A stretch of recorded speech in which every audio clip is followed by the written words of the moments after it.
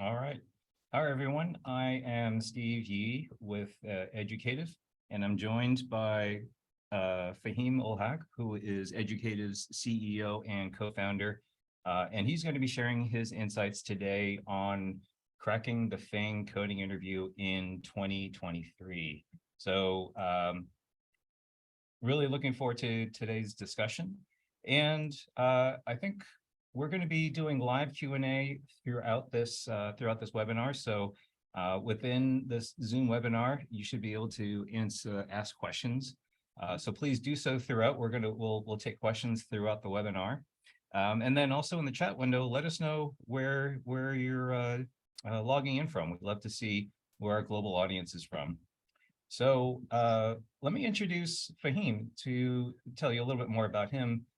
But first, I do want to tell you about our year-end holiday promotion that we are doing right now. So if you visit educative.io/unlimited, you can see that we have up to 20% year-end discounts for new customers with our premium subscription. If you sign up or log in, you will also see that some of you will qualify for special holiday pricing. So please check that out. This promotion is only good through the end of the year. So let me go ahead and introduce Fahim. So Fahim is, as I mentioned, the CEO and co-founder of Educative, where we are helping 1.5 million developers and teams be more productive. He's also a former software engineer at Facebook and Microsoft. And do you mind sharing what types of projects that you worked on at those companies? I worked on distributed storage for the most of my career at Microsoft and also at Facebook. And by the way, thanks for having me. Well, I kind of had to. You're my boss. Well, still. And so we have with these courses and resources, and we talk a lot about coding interviews and how to succeed in them. So what's your personal experience around those? And I think those were also part of your personal motivation for starting the company, right? Yeah, the coding interviews have definitely evolved as we are going to talk today in this webinar. And when I started interviewing, I would say 2 decades ago, or maybe 15 years ago, it was a very different world, and there was a lot of focus on problem solving, and the questions that were asked were very basic and rudimentary.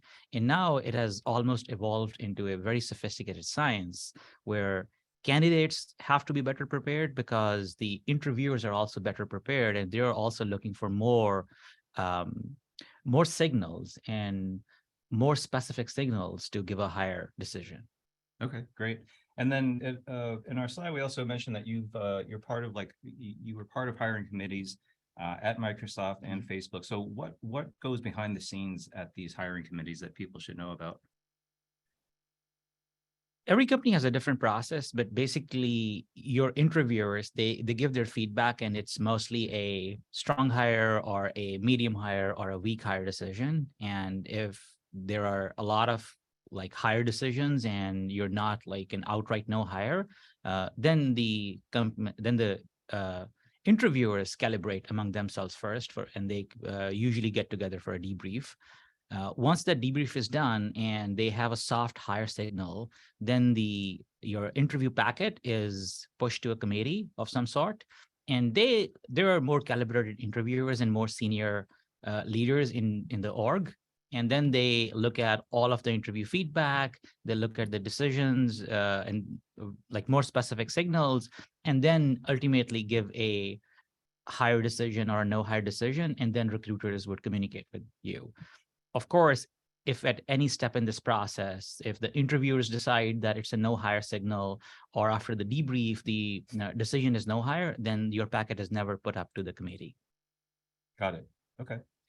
And I've seen a couple people in the Q&A have mentioned that our chat is not working, so apologies about that. But our Q&A is working, so please post your questions in the Q&A as we progress.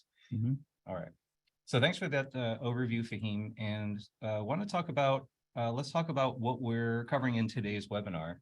So we're seeing a lot of things in the news around the state of tech hiring and some tumult in some top tech companies. But we're also going to talk about and share like what are the things that today's FAANG coding interviews are like, and how they're what people can expect to if they get into an interview loop in 2023 or in the end of the year.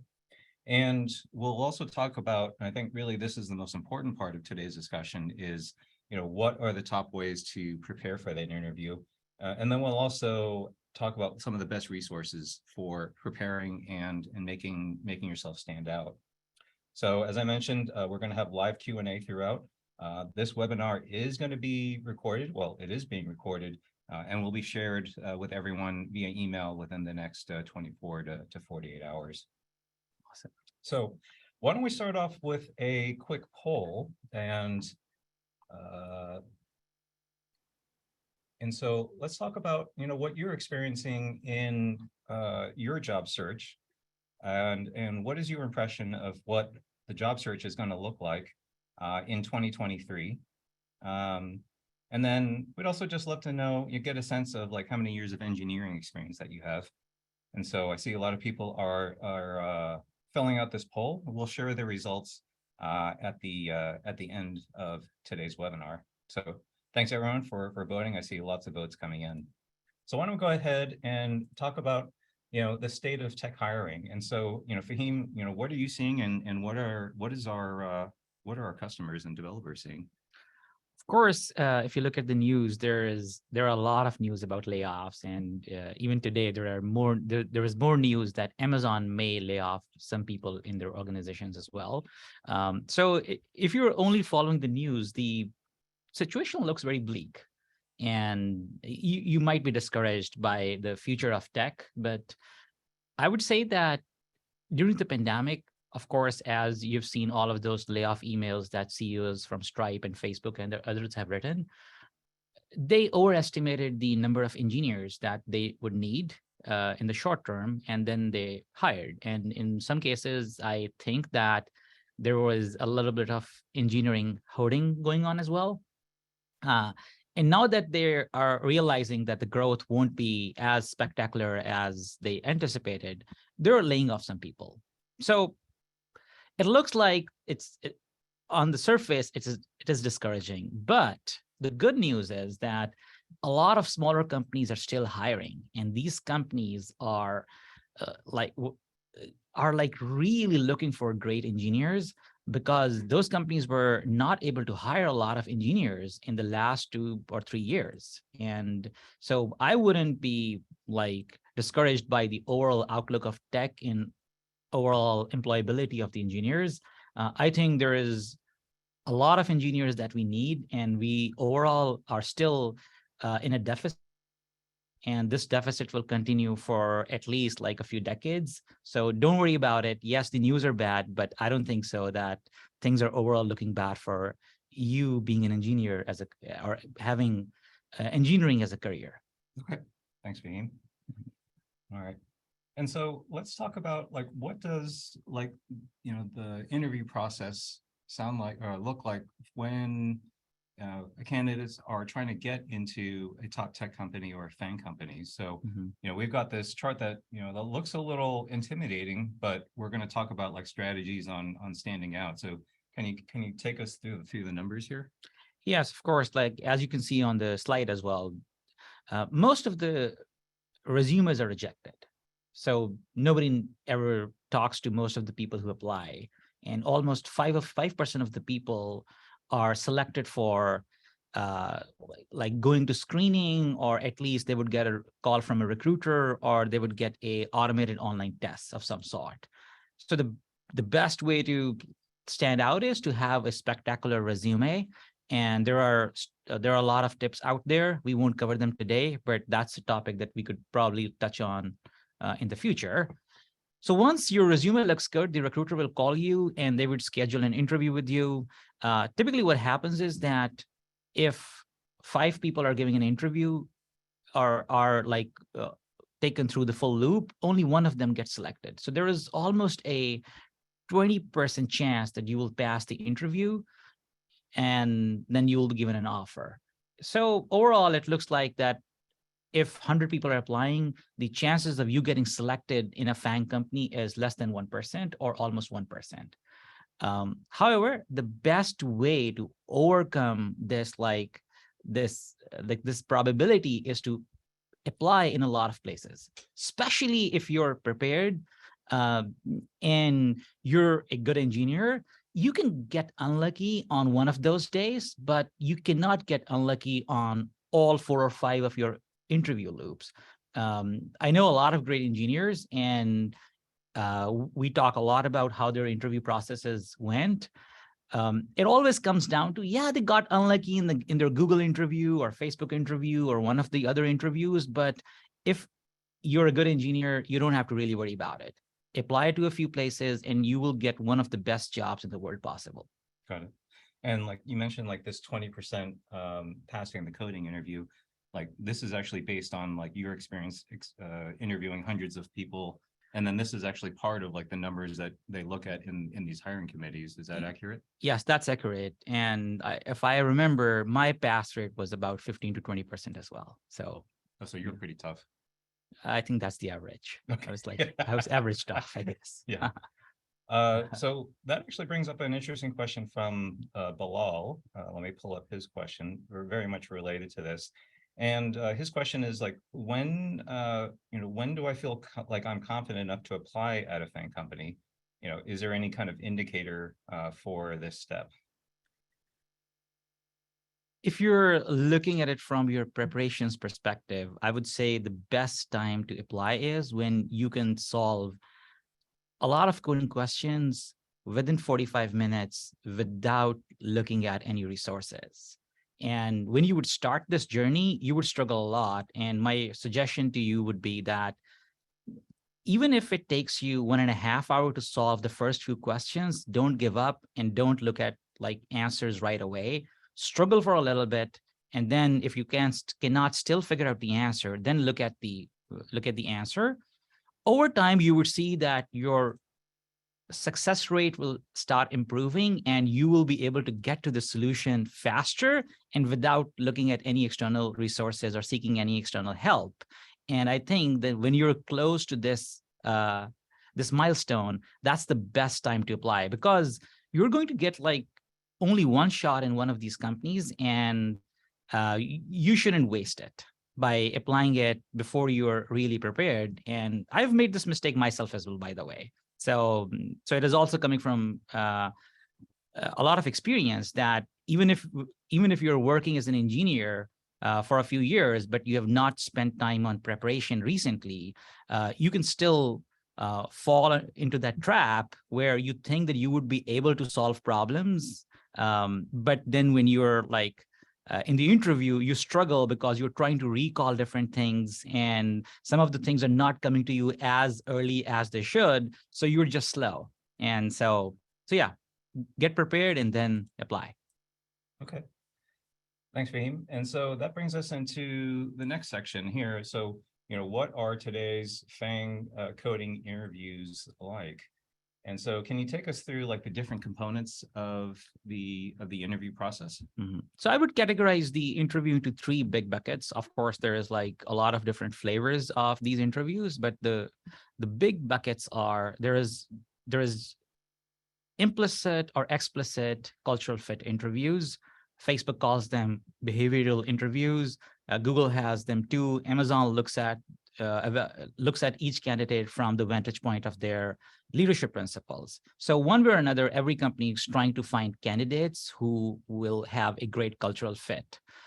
Secondly, you'll be asked to design some software, typically because most of the companies are building web scale applications. Typically, it is a system design interview, but we also see different flavors like API design, or in some cases, object-oriented design as well. And thirdly, of course, we are here to talk about this, the coding interview, where you're given a toy problem and you have to come up with the solution with the right complexity and write the code on the whiteboard or on your screen in 45 minutes. Got it. Okay. So we have a good question that's really relevant to what you just talked about from anonymous attendee. So I'm presuming that's not their real name. But if you're applying for a senior engineer or manager role, so a more senior role, and you don't code as much on a day-to-day basis, should you be equally prepared for the coding interview, or perhaps maybe like the system design interview? So, what do you focus more on? That's a very good question. So if you're a senior engineer, and especially if you're an individual contributor, then you would need to prepare for the coding interview part of it as well. And it is expected that you would be able to solve these problems in 45 minutes, but you're right that your interviews will focus a lot more on the system design aspect of the interview.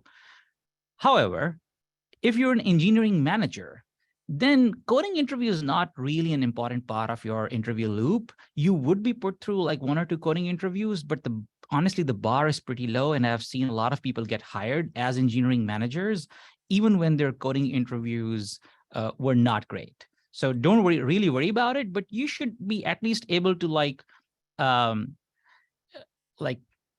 understand the problem, put a pseudocode solution on the whiteboard, or at least like talk about what approaches you would take. So your problem solving skills are really important as an engineering manager, but your coding skills will be rusty and they're expected to be rusty, and that's okay.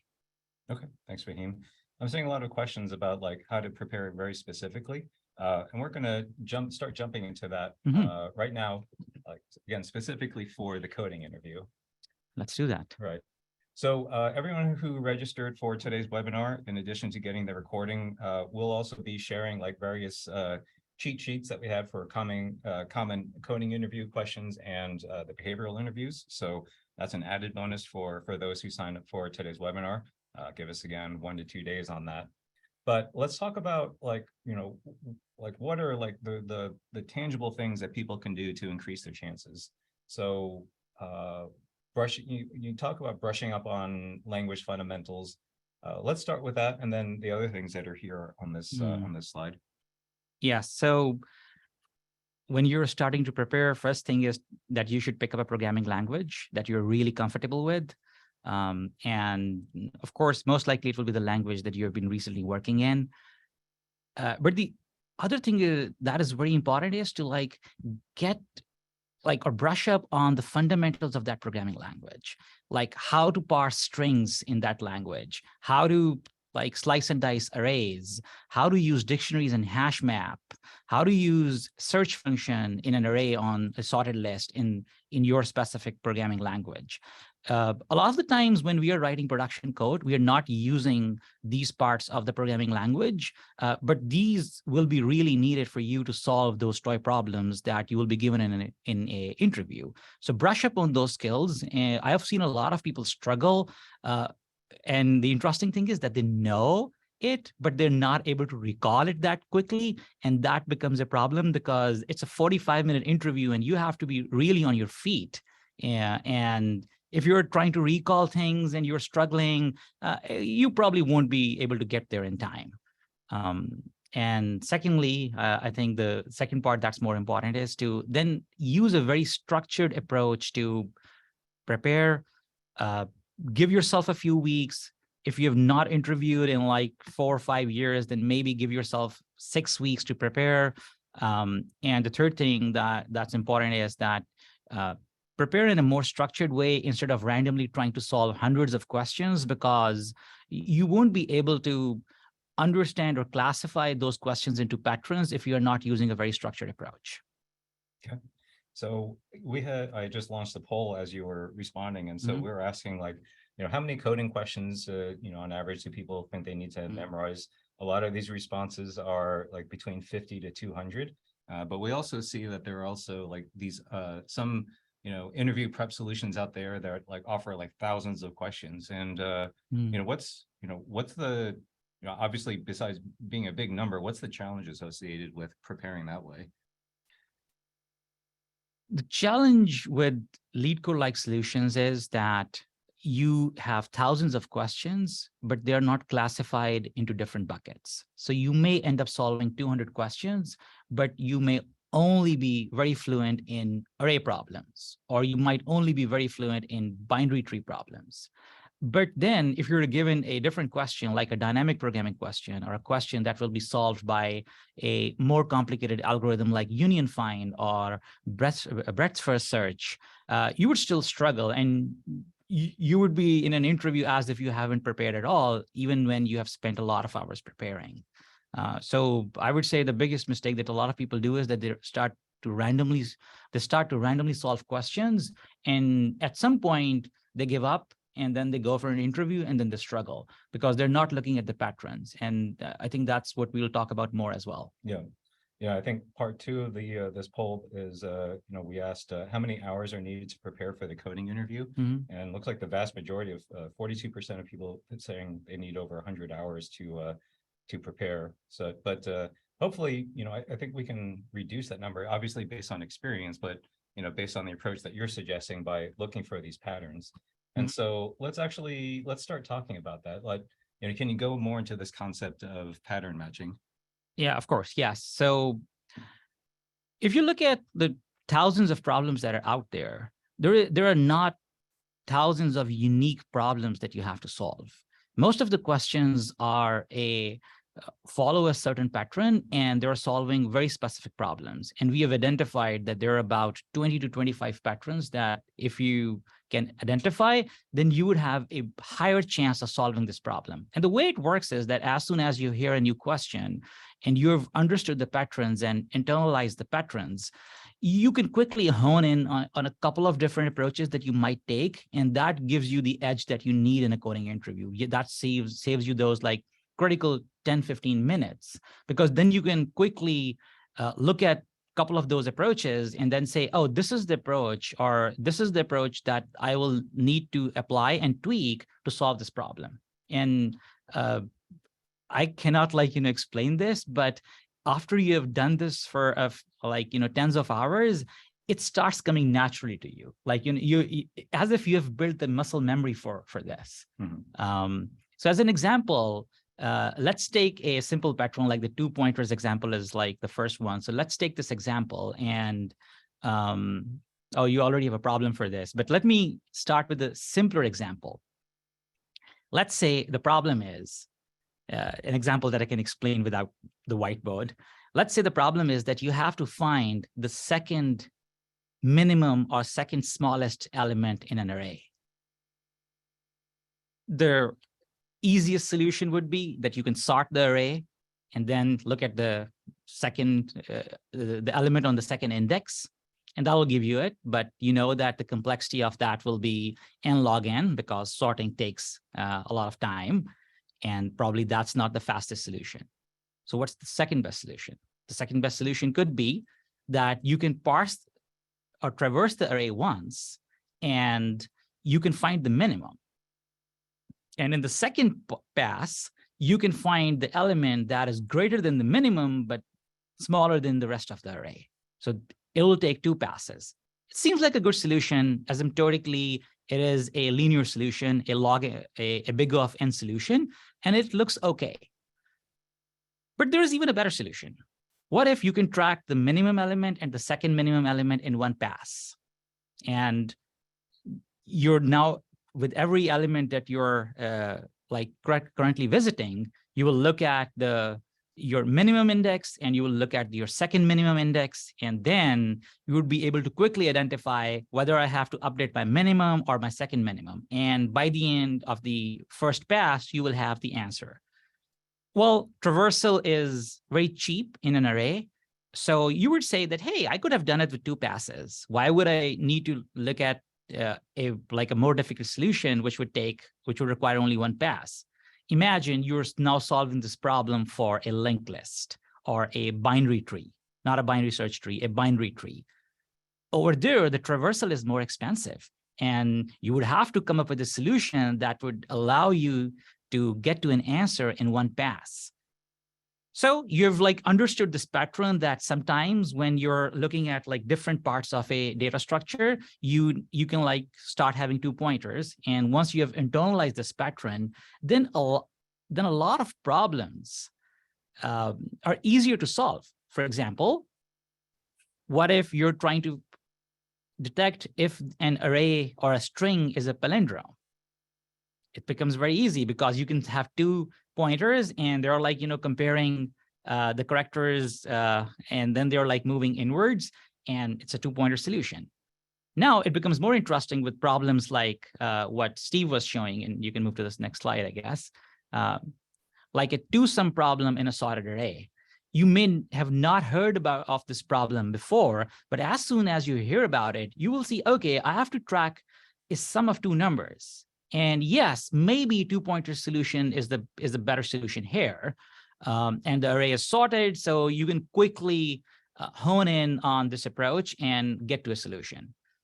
Now, you use this approach with multiple patterns, and yes, it becomes confusing sometimes, but in my experience, even when you have multiple patterns and you're given a new problem that you've never heard of, you can quickly zoom in and think of like 2 or 3, hey, one of this is going to work. And then you will look at the complexity of the solutions, if the array is sorted or not, and you will look at some of these different hints, and you will be able to very quickly hone in on the pattern that would be applicable to solving this problem. Got it. And it saves hundreds of hours, by the way. Right. Yeah. So I think in this example, it's, as we were preparing for this, like you're looking for, you're like kind of like the thought process. And so, what we're showing here is kind of like the optimal solution, where it's like you have the question and you think about, hey, here's the pattern. And, like one of like 20 different patterns, perhaps, versus like, among like the hundreds or thousands of questions I memorized, which ones are closest to this? Would that be accurate? Yes, like as I said, it becomes like natural, and it becomes like muscle memory. Like when a tennis player sees the ball, they probably have like 2 or 3 shots in their mind, and they can quickly decide what shot they're going to play. And it almost is, you have the similar feeling that you just kind of like know what are like my possible options in solving this problem. Right. Okay. And so kind of related to this, we've got a question from Obul. Hopefully I'm pronouncing that correctly. So his question is, I believe it's a he. In general, can you talk about how many coding design challenges are expected to be asked throughout the hiring process? And you expect them to be like an increasing level of complexity as you approach the final round?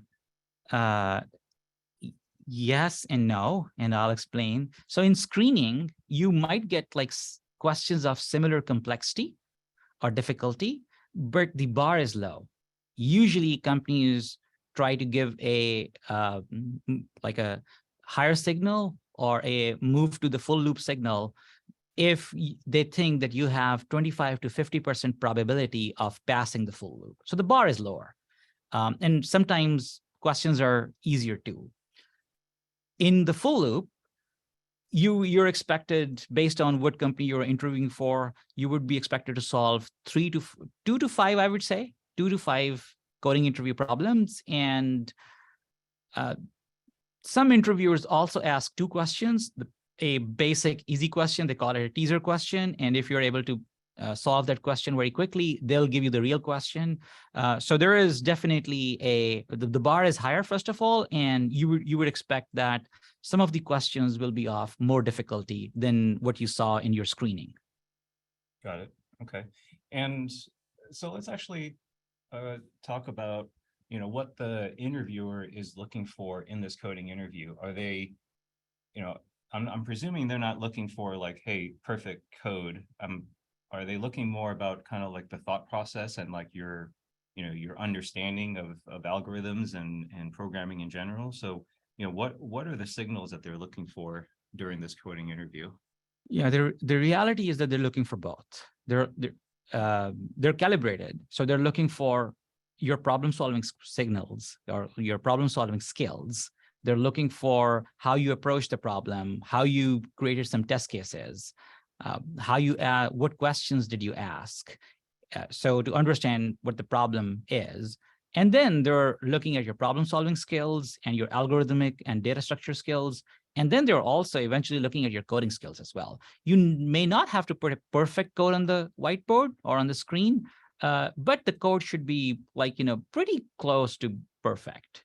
If you're hand waving a lot, people would think that you're rusty in writing code. and you might not have written code for a while, and that's usually not a great signal. Mm-hmm. Got it. And I think you've shared with me and a couple other people like some experiences that you've had actually when you were applying and going into these coding interviews. Like, what were some of the pitfalls that you experienced? Yeah, I remember like one particular interview where I really got stuck between using one of the two data structures, and one was a binary search tree and the other was a heap. And I didn't like have the understanding or the knowledge of patterns. So I was stuck, and I ruined the whole interview by wasting a lot of time in following one approach and then aborting that approach in the middle and then like going for the other approach. And it turned out, no, my first approach was better. So I had to like quickly go back and like resume my first approach that I picked up.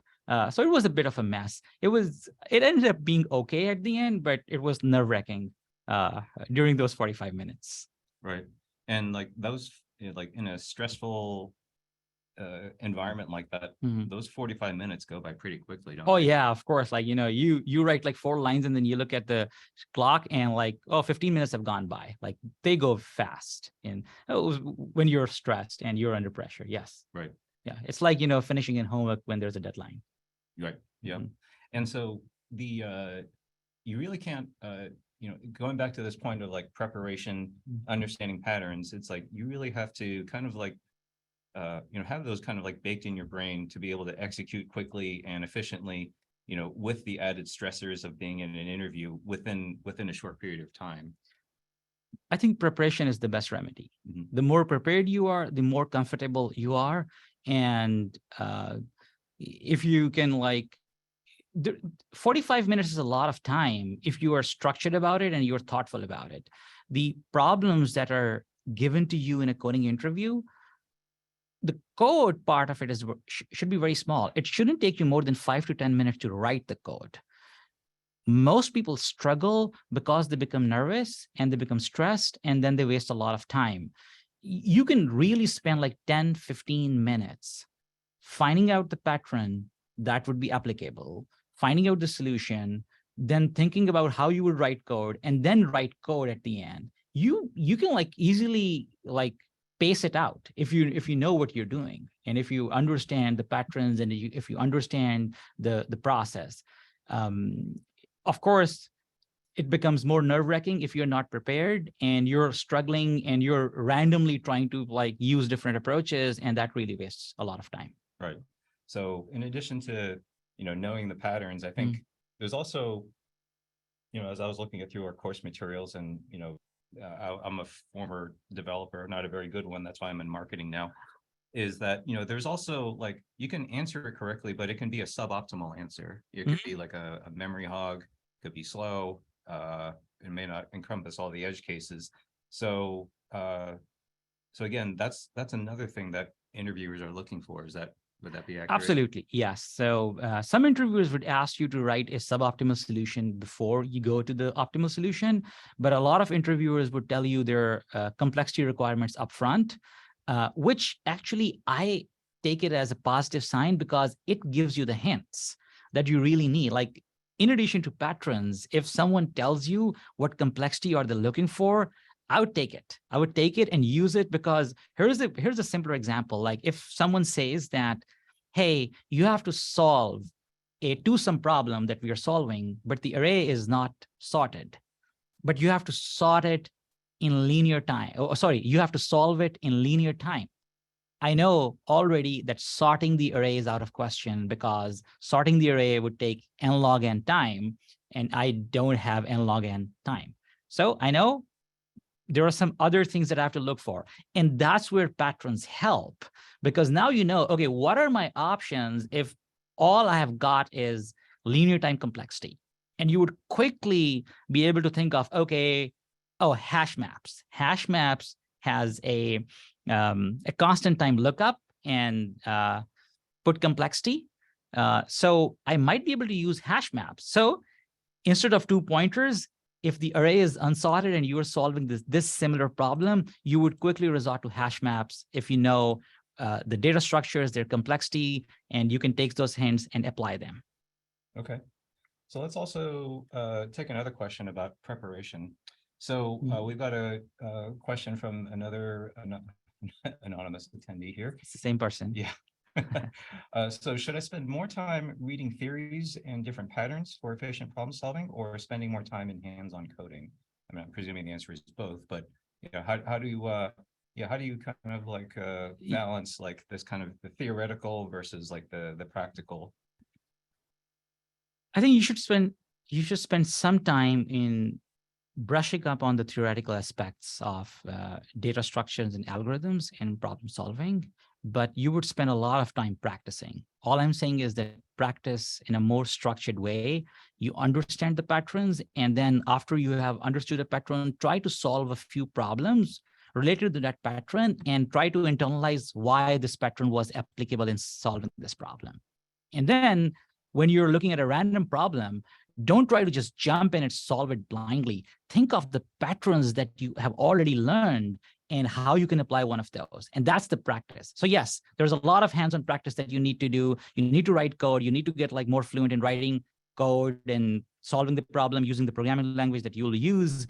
But as they say, like, go slow to go fast. So if you're like blindly jumping in and trying to solve every problem that you can find, you would have a suboptimal experience. You would be spending more hours and your preparation would look more wonky.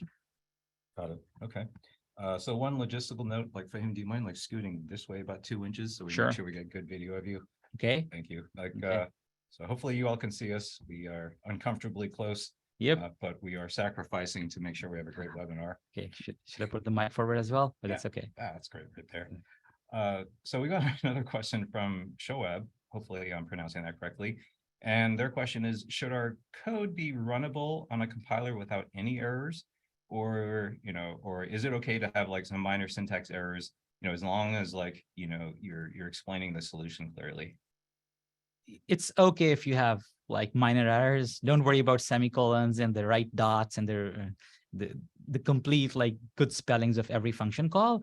I am usually okay even if people mess up the order of the parameters in a problem. For example, the substring function is notorious in having different versions, and people usually mess up the order of the parameters, and I don't usually care. Like I understand what they're trying to do, and I'm okay with that. And most interviewers are, by the way. Okay, excellent.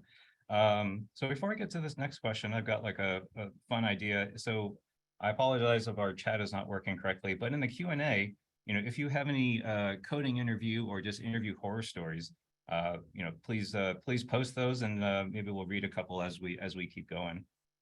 But going to Mudasir's question, I'm presuming it's a he. It's like, so how many questions is one supposed to solve within the 45 minutes? I'm presuming it's like one broad question, and then perhaps like they'll throw in different layers on top of that. So how does that go from your experience as an interviewer? Different interviewers have different ways. Some ask 2 explicit questions, but then the first question is very easy. It's kind of like a FizzBuzz question that you can hit it out of the park in 5 minutes. And then they would like ask the real question that they really want to ask. Other interviewers will modify or tweak the first question that they ask, and they will put like more layers, as Steve said. And that way the question will become more and more complicated. So the answer is 1 to 2 questions. Okay, got it. Okay. So, this is a comment more, it's in the Q&A, but it's a comment for Fahim. You were awesome from Chaz. So should I answer it? Thank you. Thank you. Thank you. So we're also getting a couple of questions about like, the system design interview. So, this one, we're talking very specifically about the coding interview, but we talked about earlier, there's the behavioral system design and the coding interview. And we've talked about this a little bit in the past. So system design, when does it come up? Like, I'm assuming it comes up with most interviews, even if they're just as a entry-level software engineer. Is that accurate? And then more emphasis and more importance is placed on it, and the more senior the role becomes? Some companies have started asking it at every level, but I would say that I know that Google and Facebook don't ask system design questions for undergrads and entry-level positions. But if you're applying for E4 or E5 or L4 or L5, then typically you would see system design questions in your interview loop. Okay. But also you can ask the recruiter. By the way, recruiters are very helpful. And if you ask them what kind of questions you would expect, they're usually very helpful. And you can be very explicit and say, hey, all of this will be coding, or will I get some design interview questions? And they'll be able to answer that question very quickly. So always ask your recruiter. Okay, got it. And let's see. Okay, why don't we keep going to the next slide here. And so let's talk about, we've been getting a lot of questions about, how do I take this a step further? What are some resources that are available to us for preparing for the FAANG coding interview? And we've got a couple of resources here at Educative, and do you want to maybe take the audience through some of these resources? Of course, yeah. So we've already been talking about the interview patterns, and Grokking coding interview patterns is a great way to understand those patterns. And we provide interactive widgets for you to write code, to test your code. And we have structured the course the way we have been explaining it, that first you're given a problem and you're given the option of solving the problem without showing you the answer. Because as I've said, that at first you should try to solve every problem yourself and only look at the answer when you're not able to solve it. And also because they're categorized into patterns, as you're moving through like each pattern, you're also like internalizing more and more signals on how to detect like one of those patterns. And at the end of the course, we also have randomized questions where we don't reveal the pattern upfront. We ask you to solve the problem and then reveal the pattern that would have been applicable to solve the problem. So you can also understand the patterns, but then also test your level of preparedness by solving these random questions. And of course, Steve has system design interview on the screen as well, which a lot of people are asking about, and that is not the topic of this discussion. But as we have said, as you're applying for higher levels, system design interviews or like API design interviews will be part of your interview loop. So get prepared on those as well. And the last thing that I would say is that none of this is easy if you don't remember or can recall the basic data structures and algorithms, like your linked lists, your trees, your arrays, binary search, all of those basic algorithms that we all study in our undergrad. But then we forget them because we don't use them very often. But many of those algorithms are the foundations of the patterns that we are using in preparation for our coding interviews. So don't ignore them. And if you have forgotten them or have not used them in a long time, I would definitely spend some time on revising and reminding myself of those algorithms and data structures before jumping into my preparation. Got it. Okay. And so for several of these courses, we offer them in different programming languages. And a lot of the questions that have come in ask about like, which language should I focus on? I mean, I understand, or I'm presuming that a lot of these are, basically like job specific, like, like say like, hey, we need a Java developer. But however, if someone would embark on like learning some of this stuff in a new language, do you have any recommendations on or thoughts on that? Yeah, I'm conflicted on answering this question. And so the first thing is that most companies don't care what programming language are you using in your interview, because they believe that you can learn the programming language that they use on their projects, and it's usually not a problem. Very few companies require you to interview in a particular language. So my best answer is, or my first answer is, use the programming language that you're really comfortable with. Now, I would say that if you are like really comfortable with true programming languages, and Python is one of them, it's the language where you can succinctly say a lot and do a lot in a few lines of code. So I would definitely gravitate towards Python if Python is one of the languages that I'm really good at. But I would not learn Python specifically for interviews because I would not be able to understand the nuances of a new programming language in a few weeks, and I'll use some basic structures of the language, and it will be a big giveaway that I'm not really comfortable in this programming language. So if somebody asks me and they say, I know Python, I say, go for Python. And honestly, I've never interviewed in Python, even though I've coded in Python a lot. I've only interviewed in C++. So you see where I'm going with this, that use the programming language that you're really comfortable with. Now, C++ is one of the more verbose languages, maybe not as verbose as Java, but still very verbose. And you need to write a lot of code to do some very simple things. But that's the language that I'm really comfortable with. And I've internalized the nuances of that language over 2 decades. So I'm very comfortable in interviewing in C++, even though it will take me more time to write the solution. Okay, thanks.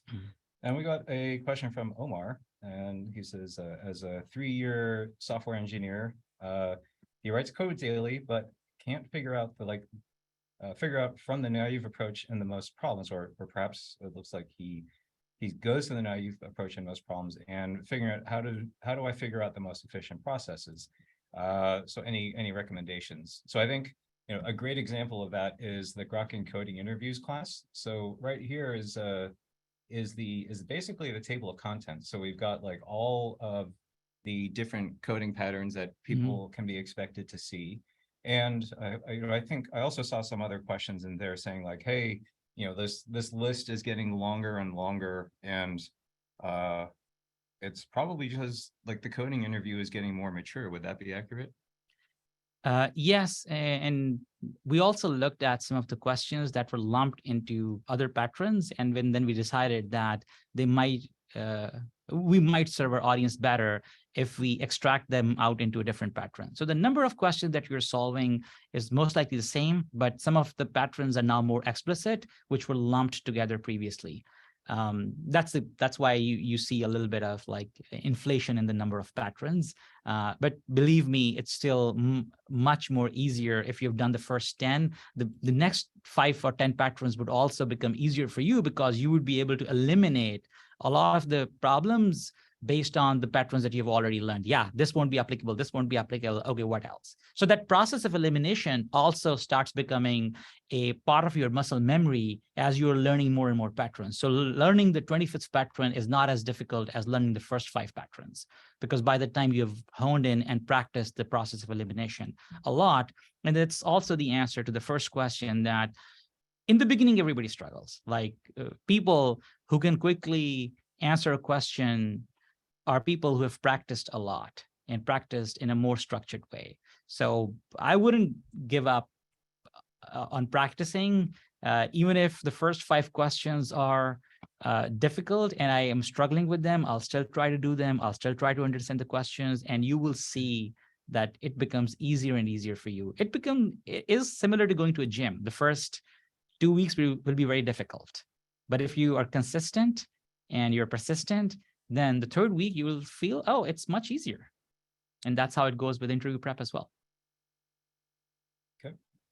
And so again, diving into some of our courses. So the Grokking coding interview patterns course, this is some of the example content. If you visit our website and look for these courses, there's a large amount of free content that you can explore.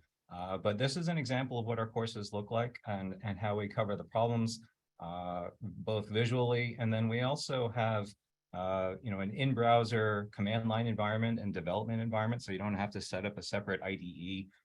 You can code and experiment and see the output all within the browser. So I think, one of the great things for me is like, as I'm ramping up, I'm personally teaching myself React, is that, I can experiment in the browser. And then it also makes it easy for me to bookmark content.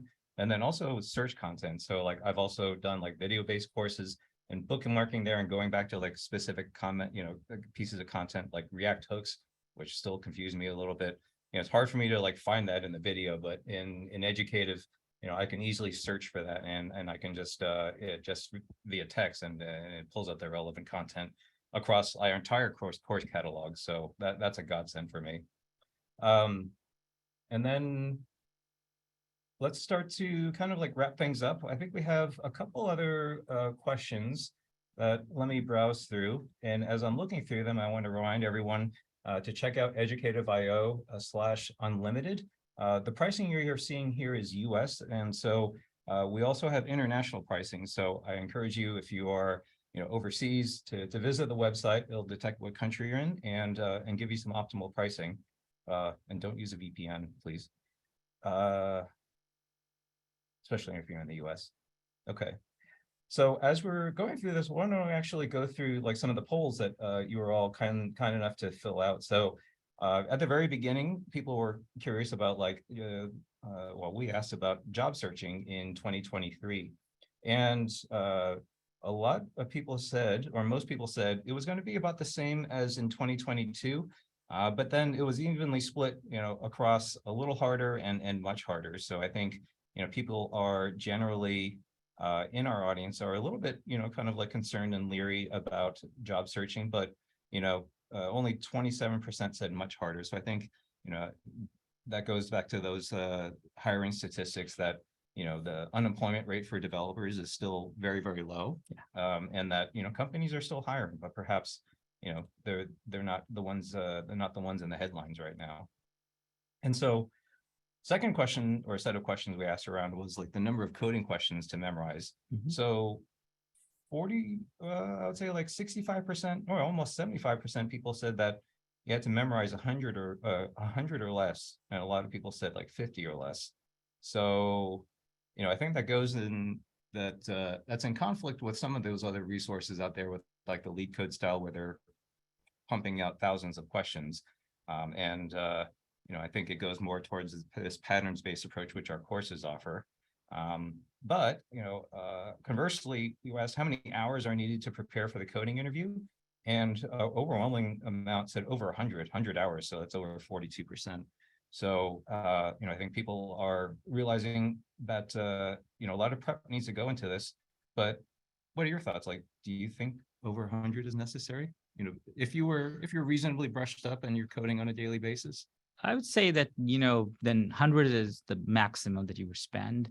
I would say like, somewhere between like 50 to 60 hours is what you would need in total, which also aligns with like 4 weeks of preparation that we usually recommend for an engineer who's brushed up and who has already understood some of the patterns. Mm-hmm. So I would say, yeah, not 100 hours. 100 hours like you won't be able to do 100 hours, especially if you're already doing a job and have family as well. In 4 weeks, you would then need like 3 to 6 months to prepare. Well, what if they left their family? Well, in pursuit of the job, whatever you need to do, I don't know. All right. And then the last question we asked around like future topics in our webinars. 75% of the respondents wanted to learn more about system design. So perhaps we can get you as a guest again in a future webinar, maybe. You would have to bribe me for that. Well, all right. We'll discuss the terms later. Right. And so as part of like the recording email that's going to go in the next day or two, we're also going to be sending out a more detailed survey. And so we'll ask some follow-up questions on topics, but thank you again for participating in the survey. And we definitely want to know what you're interested in and providing valuable content in that area. So I think that kind of wraps up today's webinar. I want to thank everyone who joined and everyone who asked questions. Thank you for joining. Again, this is recorded. We will share it in the next 24 to 48 hours.